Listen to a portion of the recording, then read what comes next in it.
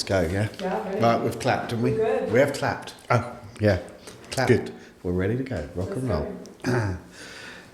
Hello, pod listeners. It's me again. It is Steve. Yes, my name is Steve. And welcome back to the 17th episode. 17 episodes. It's crazy. How quick has that gone?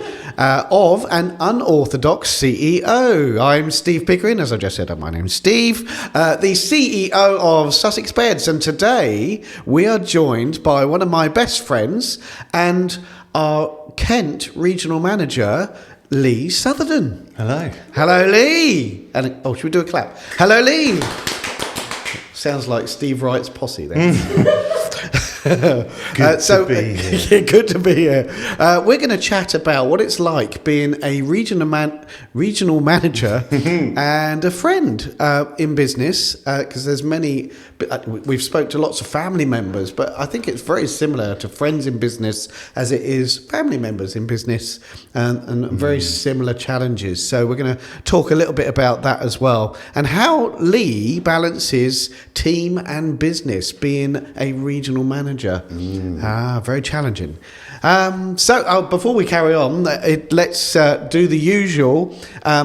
Many of you still, after all of these weeks of me plugging away, you still haven't liked and subscribed. So please, press that like and subscribe now.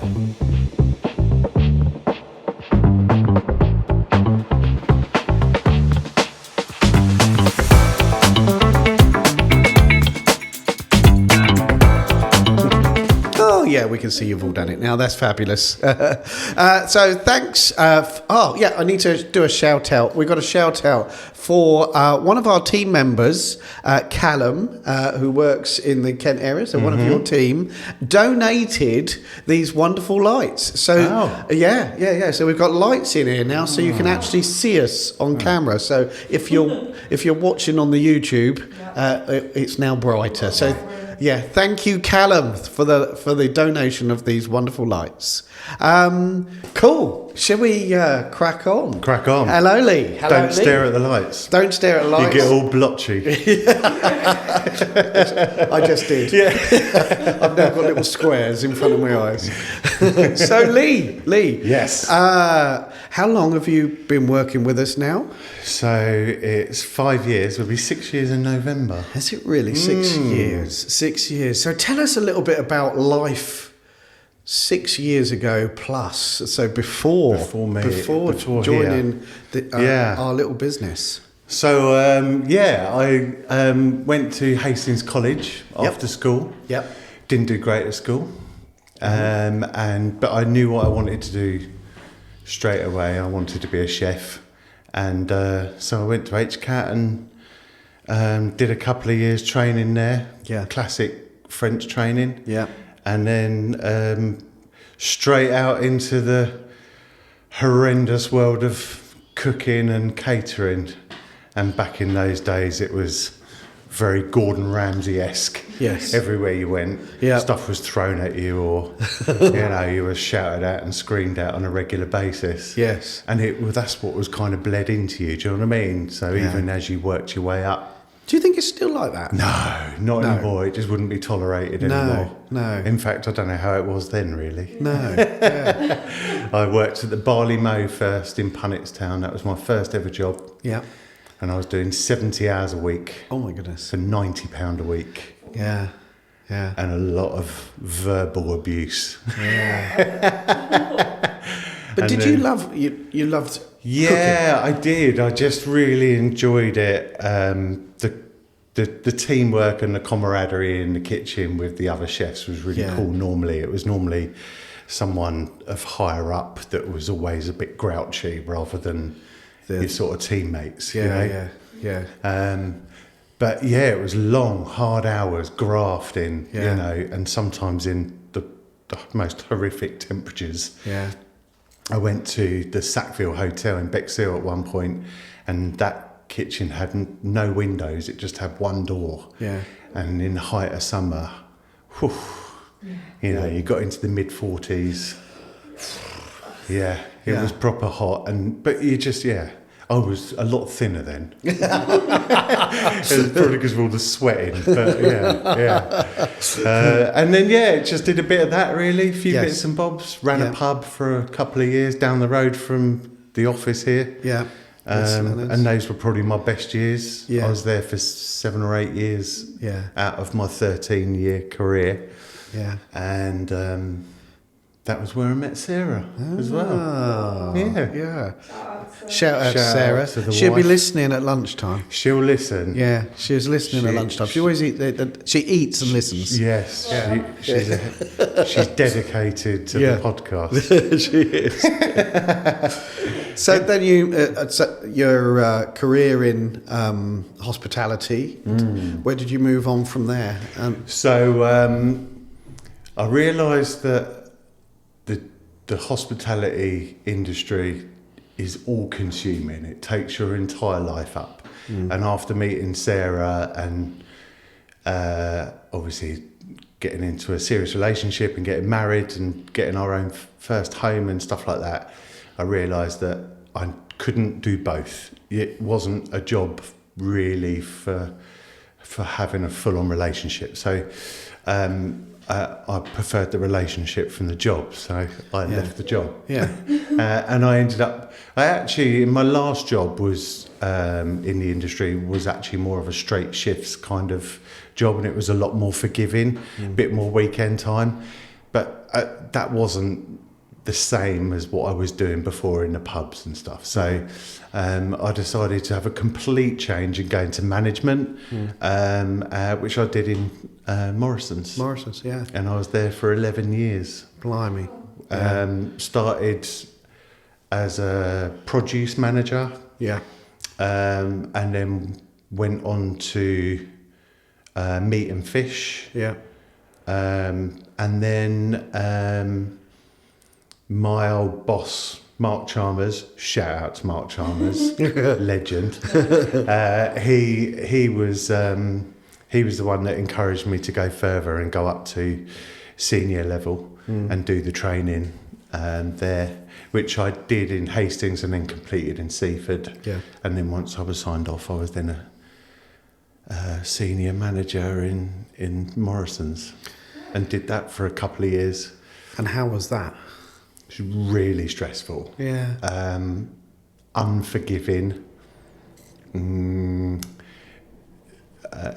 No kudos, no reward, no thanks, no recognition. You became a bit of a number, really. Yeah. And the expectations were impossible. You know, you couldn't achieve.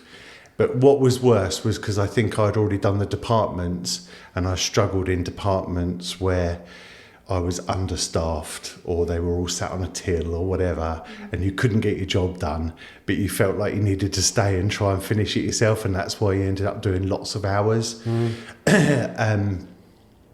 just couldn't get to it. And because I was then trying to tell department managers that they needed to do better, but I knew they couldn't physically do any more. No. But it wasn't enough. Yeah. I couldn't cope with having to tell people that when I knew what position they were in. Yeah. So I felt like I couldn't do that for much longer. No. And do you remember, at what point, I guess, did you come to me? And do you remember how Yeah, go on. I do remember how this all came about. Yeah.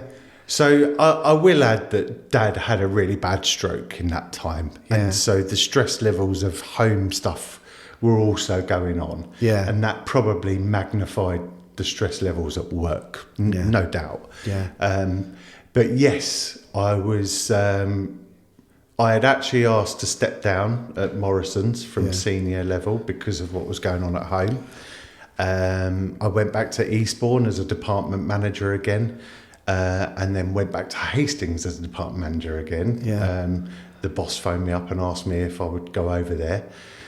So I went there, but that's where I ended. I was, again, couldn't cope with the lack of hours and lack of team.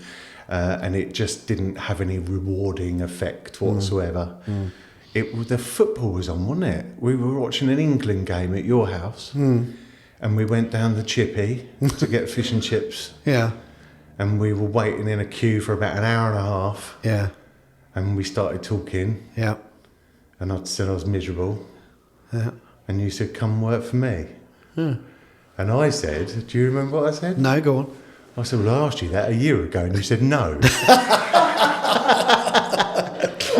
I play hard to get. Yeah. And then I think you realised that we probably wouldn't actually work together that much. No, we don't. As in side by side. Yeah. And that was why you changed your mind. Yeah. Yeah. And then, we went up the pub and had a pint, and we did. talked numbers. Yes, that was the interview process. Then, you see. Yeah. So we spoke to Sarah last week about our interview process now. It's very different from that. Very different. Yeah. It's very different from, even a couple of years ago, isn't it, really? It is. And you offered me a position as a salesperson. And I had to start from scratch. Yeah. So step backwards. Step back, massive pay cut. Yeah.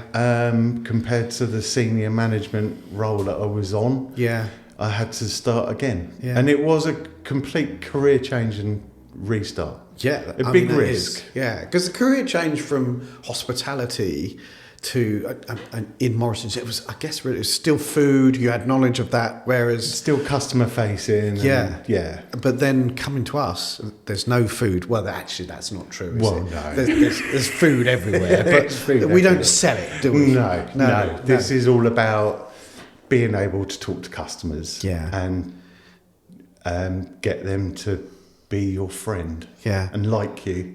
Because I think that's how people buy off you. It's not nearly about the product. It's just about how you sell it to them, how polite you are, how nice you are, and how helpful you are. And I think people remember that. Because was you nervous? No, not really. No. I mean, I was more nervous about how am I going to pay the bills. But that I found it came fairly naturally, the selling. Because without getting your head big, you did excel at sales. Yeah, I did all right. You were very and good. That's what I was just going to say. Obviously, we pay a commission, and that commission was good enough that I didn't really have to see too much of a difference in wages. So that made me a lot more happier, a lot more confident, and I just went for it. I just enjoyed it. But I think you're right. You know, sales. In fact, I was speaking to one of the team this morning, talking about sales and how it's not about product knowledge. Product knowledge helps and it provides confidence, but actually sales is, for me, I believe, is about connection and relationships. It's personality. Yeah, definitely. You know, being able to get on with people and connect with people. Yeah. The products come almost secondary. Yeah, I believe so. Yeah. I think you can sell anything to anyone. I think it's just a case of being honest with them and finding out what's going to be right for them, not what's right for you. Yeah. You know, or your pocket. It's about what they need. Yeah. And I think if you give that that service, then people will keep returning. Yeah. Definitely. And we make them into, what do we call them? Superfans. We sounded like Roland Rat. We should have had capes on when we did that.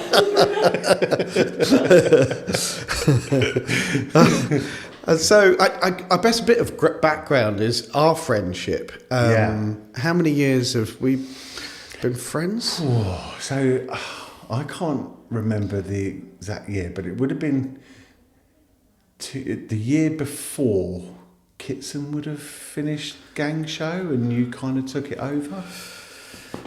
Yeah. Because we met at the White Rock. We did. Do you remember that? Of course. So I had a week off when I was working at Morrisons. Yeah. Kitson, who is both a good friend of ours and was my best man. Yeah. And I called him and said, what are you doing today? Yeah. I'm off. And he said, I'm down at White Rock preparing for the Gang Show. Come down and have lunch. Yeah. Yeah. So I went down and I spent the whole day down there. I was introduced to you while you was on stage. Yeah. There was all sorts of Lots painting of, and prop stuff going on, and I said, "What do you want me to do? I'll give you a hand." Yep. And you said, "Could you paint that sign?" Yep. There's a sign.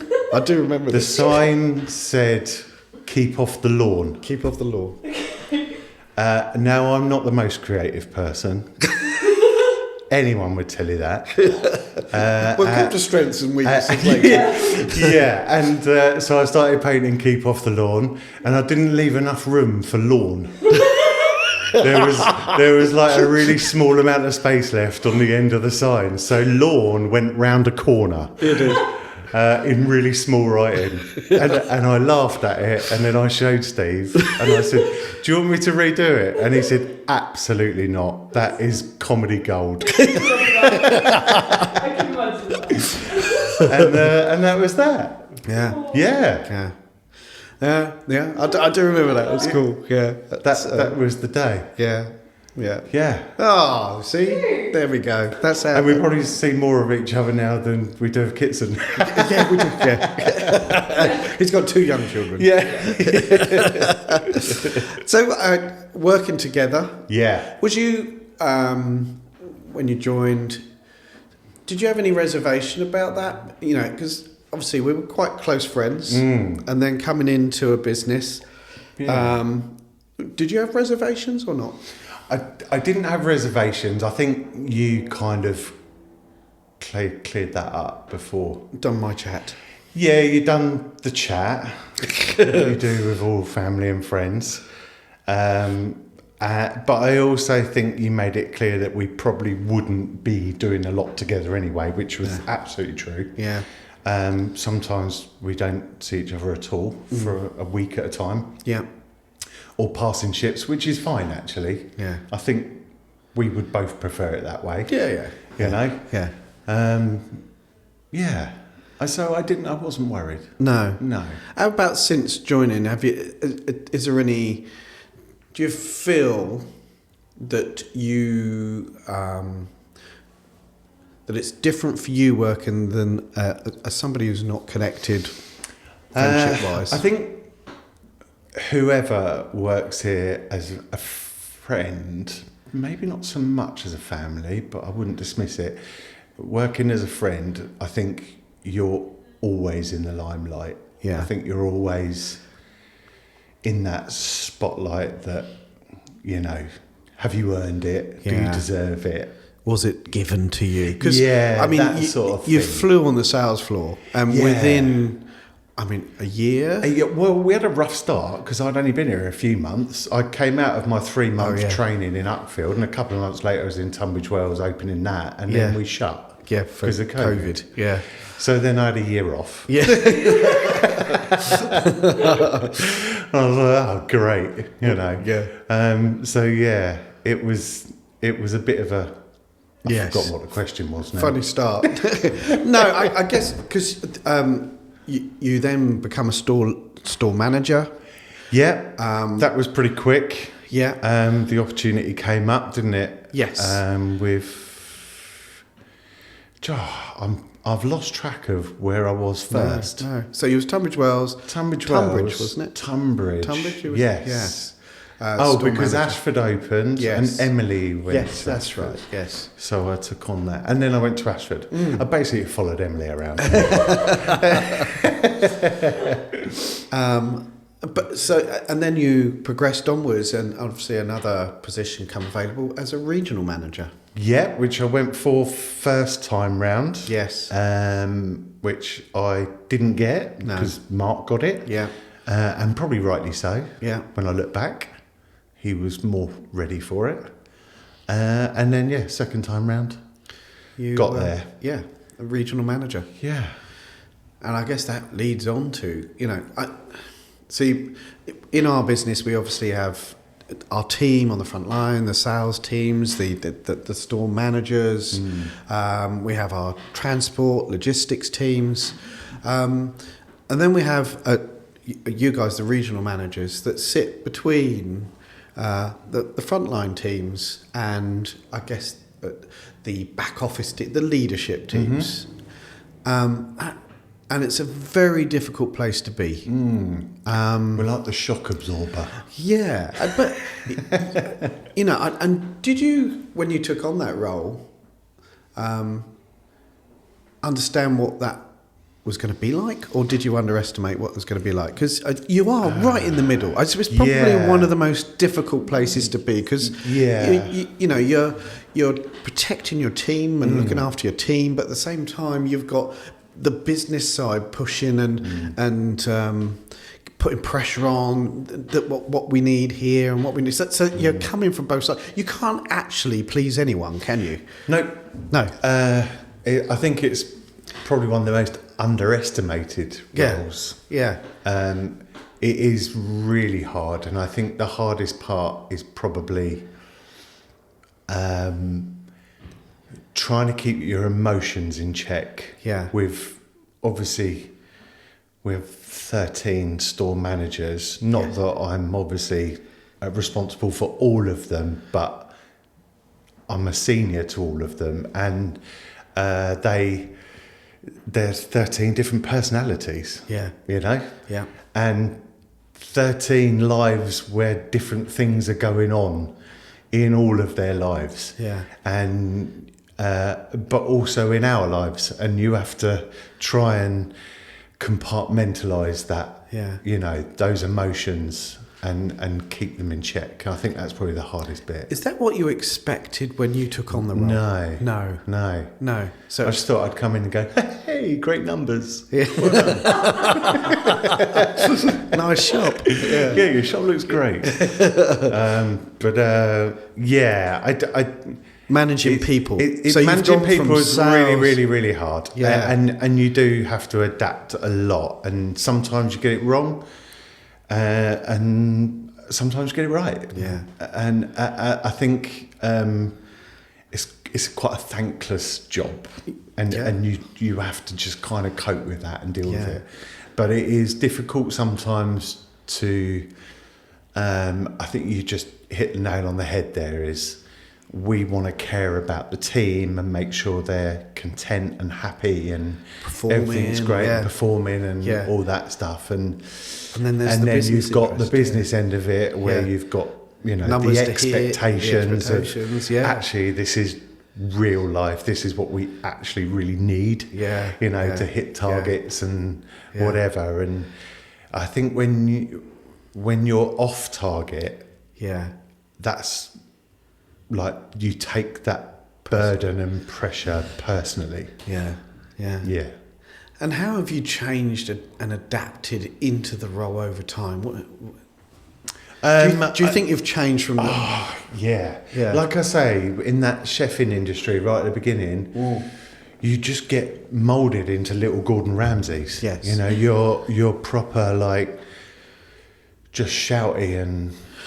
and that has to go. Yeah. You've got to. I mean, I had to peel that away while I was at Morrisons. Yes. But even more so now, Interesting. So you have to put everything in the pit of your stomach. Yeah. And wait for the right time to release. Yes. Yeah. And that's not always where you want to be. Where you are. Yeah. You've got to wait. So are you saying there that you think when you first started you were trying to manage people and not lead people? Do you think that's... Yeah, I do. I think more so... Yes. Yes, it was more of a sort of do this attitude. Whereas now it's more nurture and leading people to make their own decisions. I think most of the managers that I sort of talk to would tell you that I'll be the first person to say, well, what do you think? Well, what do you want to do about that situation? Like, I won't give an answer. I'll just advise rather than give the answer. And I think that's the best way. I think managers become more rounded and more structured with issues that come up and any problems that do come up, or customer services or anything like that. if they just ask someone and someone gives them an answer, what does that do for anybody? No, you know, it's not making them grow. No, absolutely not. There's no no growth. You've got to, if you can do that yourself, and I can just guide them into the direction that I think is right. Yes. Then I think that's all much better, and I think you get better managers out of it. Yeah, because if you're just answering questions all the time, they're just going to keep asking questions. You know, and you want people to grow and make their own decisions. Yes, okay, there might be some coaching, but it's pulling that out rather than just going, do this, do that, do that.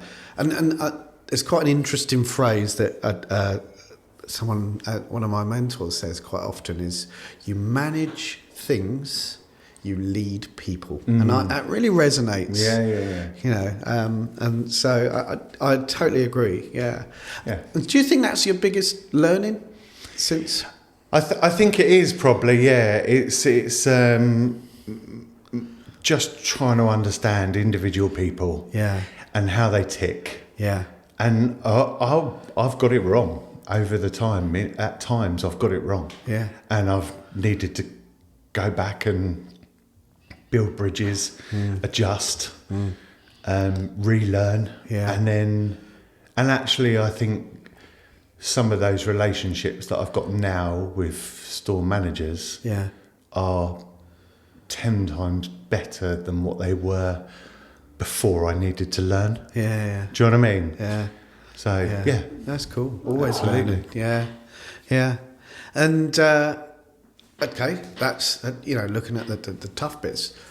What do you love about being a regional manager? What's your biggest wins? I think it's not just about being a regional manager, but in this job, it's trust. It's the trust that is given to you to go and get on with your day, do what you feel like you need to do, and no one's on your back. There's no micromanaging. You organise your calendar, you organise your week, and you just go and do it. No one's on your back saying, what are you doing, when you're doing that, when you're back, and that sort of thing. And I think that trust is like unbelievable. I love that. Yeah. And no day is really the same. No. You know, I mean, there's a lot of driving. Yeah. Which I don't mind. And in fact, I think it's calmed me down as a driver, because I was always a bit of a... Yeah. I'd probably be swearing obscenities out the window at somebody. I don't do that anymore. Yeah. As Steve says, if someone comes speeding past you, they probably just need the loo. That's the way to look at it. There's no point getting stressed.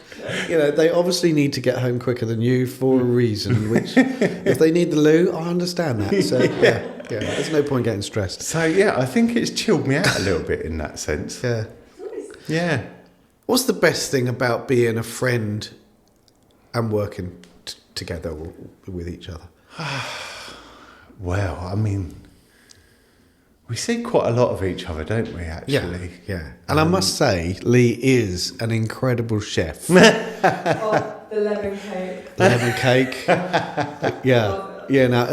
I think everybody needs a chef as a friend. The meze. The lamb thing you do. Lasagnas. And steak nights. And do you know what? That's what it's about for me. That's for now. Like, I don't miss cooking as a job, but I do love cooking for my friends. Yeah. And quite often, I mean, I've got a big appetite, as some of you may know. But actually, when I cook a big meal for lots of people, I actually don't eat a lot. I just sit and watch everyone else eating it, and that's where the pleasure comes from. That's what I enjoy, is just everyone around the table just not talking and just eating and making noises. Just that for me is I've done good there. That gives me satisfaction. So, yeah. Good. Yeah. Friends, I suppose, like I say, I think we're pretty good at, when we are at work, it's not It's just work. It's just work. It is. Yeah, it doesn't. Yeah. Our jobs don't overlap very much at all. No. And I think from day one, I always said to Sarah that I have to always show that respect to you and to all other, leadership team, but to you because of being a friend.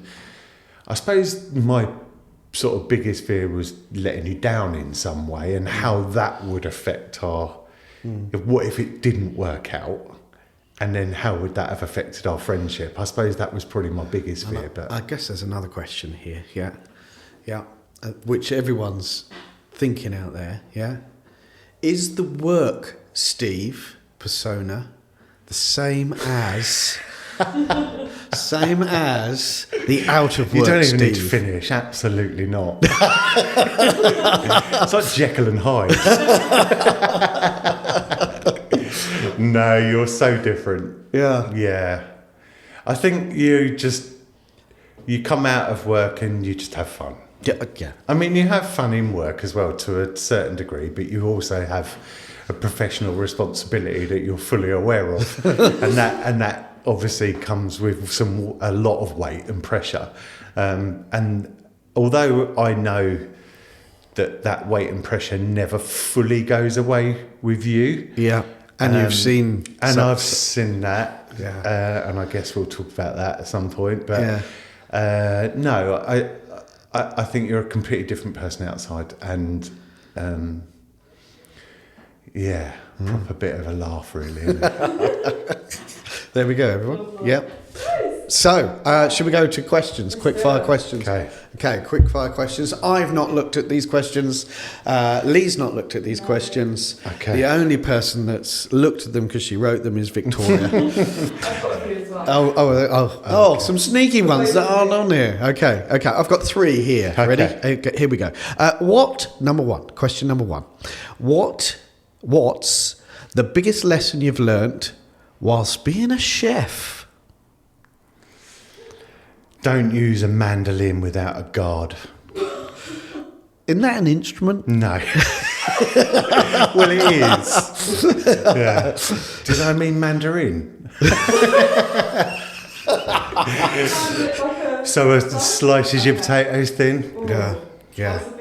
Yeah. To the bone, It's nasty. They're just a bad tool. Okay. Yeah. Yeah.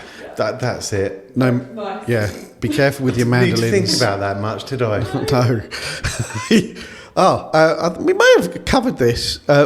Your favourite part of being a regional manager? Oh, yeah. We kind of have, really. Yeah. Haven't we? Yeah, we've covered it. Yeah. There's a lot of different things. Yeah. But I think it's just the daily differences and going and seeing different people and Cool. Question number 3. What's something your team taught you this year? To listen more. Really? Yeah? Yep. Absolutely. Probably one of my biggest learning curves this year. How do you listen more? Don't speak. Okay. Just stop. Yeah. And just let it happen. And actually, I think probably one of the biggest things for me learning that was that, and I probably still talk too much, but I think you get silent pauses when you're having conversations. And I think it's easy to think that you've got to fill that silence with words. Yeah. When actually they're probably just thinking about what they're going to say. Yeah. And so just stay silent. Yeah. And people do start talking eventually. I think also listening is about picking up on the conversation, isn't it? To show that you're listening. It's not just, I'll be quiet. And now I'm going to say what... Absolutely not. But giving them the freedom to actually speak in the first place then gives you the rest of what you're saying. And as long as you are taking on board the context. It's quite a skill, isn't it? Yeah. And one that I definitely haven't refined. No. But I'm getting there, Cool. Yeah. That's the end of my questions. So Victoria's got some questions for us. Sneakily. I know. I thought I'd do For both of us. Yeah. Wait, Okay. Okay. What's a moment that still makes you laugh when you think about it? Oh my God. What, the two of us together? Oh, there's so many. Ooh. What, where we had the giggles? I mean, we've had that quite a lot as well. I suppose in work Yeah. would probably be my Oh, yeah. Knob of the Year award. Oh, yeah. Bed Knob of the Year award. When yeah. I nearly killed myself cutting through the cable of the kettle thinking it was a crusty bit of bread It did bang. and blew a chunk out of the knife. And the knife is still in the The drawer. knife's still there with chunk removed and all. Yes. So, yeah, I think that probably went down quite well. Yeah. Out of work. Big laugh out of work. The giggles out of So work. many. I'm not sure if it was so much. Well, it did end up in giggles, but I do remember when we were. I can't remember what country we were in, but we both were suffering really badly from acid reflux. Yes, we did. That was Crete. It was pre-omeprazole. Yeah, it was. And we sat at a swim up bar drinking. Do you remember what it was called? A cheap version of Bailey's. Something Castle. Was it? No. Albany Castle. Albany Castle, yeah. Which was a very cheap Bailey's, Which- because it was creamy. Yeah. So we thought it would help. Yes, we did. So we just got drunk on Albany Castle instead. No, not really. Not really. Yeah. Okay. We've had a few laughs. There's many more as well. Okay. Whiskey or wine? At what time of the evening? Yeah. If you could only keep one, what would you keep? Whiskey or wine? Oh my God. Oh, I'd probably have to say wine. Even though I love the whiskey, It's think, not a session. Yeah, see, wine with food. Whereas Whiskey to finish. whiskey to finish it. Whiskey with food doesn't. You can't do whiskey all evening, can you? Just be an absolute mess. Yeah. So wine would win. Yeah. Yeah. Okay. Last question. If your friendship had a theme song, what would it be? Wow. Oh, goodness me. Theme song. Or any song that reminds you of. I think probably that children's TV programme Funhouse. Sing it. What's it go like? I don't know. I'm not going to sing it. You're not. We're right near the end, and you're not trapping me this late in. I don't know what it is either. Oh, okay. I'll have to find it. Yeah. Okay. Yeah. Fun house. You can maybe edit a little clip of it in there somewhere. That's it. That's the questions. Oh, okay. I suppose we need to go on to a tip of the week. Tip of the week about working with friends. And so, what would you say to people that are working with friends? What do you need to do? I think you have to remember that work is work, and that you have to, as much as you're still friends and you're talking work and things like that, I think you have to respect those boundaries, no matter what. Yeah. Because when you walk out the door, it is like a light switch, isn't it? Yeah. I think you'd agree. Yes. Yes, we do talk about work a bit. Yeah, we do. Yeah. And I don't think you can ever switch that off. No. I think we're more aware of our surroundings, who's around us, Yeah. and whether we should or shouldn't talk about work. Yeah. But when we're in work, I think it's just respecting them boundaries, come what may. Yeah. I don't think when we talk about work, though, it's putting points of, because we work very differently. Yeah, you will give me things that are going on, and I try not to, I suppose, give you view. It's a listening thing, isn't Yeah, it? When we're yeah. talking about work more than It's always after the whiskey, isn't it? It is always, which is probably good because we then don't remember it. No. No. No. Yeah, there we go. I can't remember what the tip was, but there was a tip in there somewhere. Listen, I think. Respect boundaries. Respect, Yeah, I think so. Yeah. I think so. Cool. Well, that's the end of our podcast. Wow. Yeah, we've come to the end. Hasn't that zipped along? That has gone very quickly. Yes, it has zipped Probably along. do another hour. So, Probably just me. oh, yeah. Well, the calendar of whiskies, that starts on the 1st of December, doesn't it? Gosh. Whiskey episode. Oh, yes. What, tasting? Oh, Well, might not last very long. might have to do that on a Saturday. So that's a wrap, everyone. I've been asked to remind you to hit that follow button and get notified when new episodes come out. Please leave us a rating. Yeah, we want to know what you think.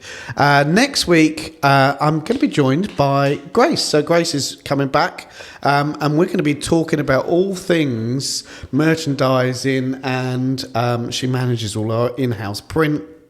And the way that that's transformed our business and increased revenues and all sorts of creative things that we're doing, in-house print, merchandising and display, which is a really important part of retail.